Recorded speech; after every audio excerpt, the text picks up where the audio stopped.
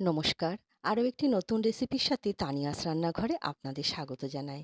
আজকে আমি একটি খাবার থালির আয়োজন আপনাদের সঙ্গে শেয়ার করতে চলেছি। প্রথমেই নিয়ে নিলাম গরম গরম ভাত। ভাতটা একটুখানি গুছিয়ে নিচ্ছি। আর আজকে তৈরি করে নিয়েছিলাম মেথি পমফ্রেট। পমফ্রেট মাছ খুব পরিষ্কার করে ধুয়ে নিয়েছি।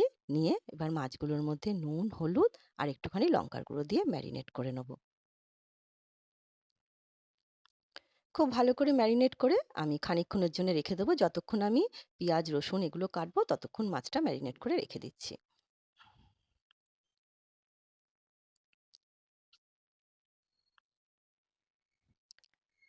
মাছটা ম্যারিনেট করে নেওয়া হয়ে গেছে। এদিকে আমি একটা বাটি নিয়েছি। তার মধ্যে স্বাদ অনুসারে নুন, ১ চামচ মতো হলুদ, 1/2 চামচ কাশ্মীরি লঙ্কার গুঁড়ো আর ১ চামচ গোটা ধনে কাঠখোলায় ভেজে গুঁড়ো করে নিয়েছিলাম সেটা দিলাম। জল দিয়ে গুলে মসলাটা তৈরি করে রেখে দিচ্ছি। ওদিকে গ্যাস ওভেন অন করে একটা ফ্রাই প্যানে তেল গরম বসিয়ে দিয়েছিলাম। তেল বেশ ভালো মতো গরম হয়ে গেছে। মাছগুলো দিয়ে দিচ্ছি ভাজার জন্যে। এক পিঠ ভাজা হয়ে গেছে, উল্টে দিচ্ছি। খুব সাবধানে হালকা হাতে উল্টে দিলাম কারণ মাছগুলো খুব নরম হয়, ভেঙে যেতে পারে।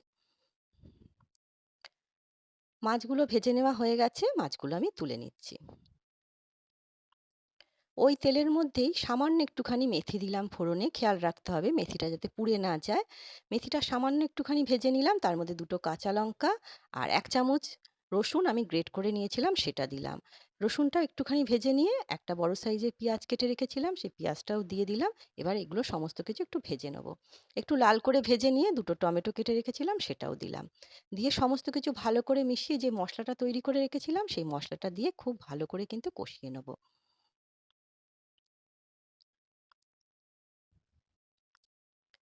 খুব ভালো করে কষিয়ে নেওয়া হয়ে গেছে। কষানো থেকে তেল ছাড়তে শুরু করেছে। এবার পরিমাণ মতো জল দিলাম।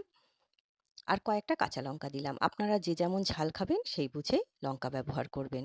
এবার মাছগুলো আমি এর মধ্যে দিয়ে দিচ্ছি। এই রেসিপিটা কিন্তু খুব সুন্দর। অবশ্যই একবার ট্রাই করে দেখতে পারেন। আশা করছি আপনাদের নিশ্চয়ই ভালো লাগবে।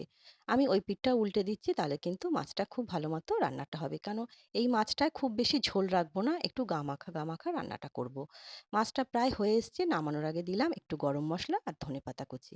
তাহলেই তৈরি হয়ে যাবে মেথি পমফ্রেট। খেতে কিন্তু দুর্দান্ত লাগে। পমফ্রেট মাছ সাধারণত আমরা সর্ষে পোস্ত বাটা দিয়ে করে থাকি, ওটাও খেতে বেশ ভালো লাগে।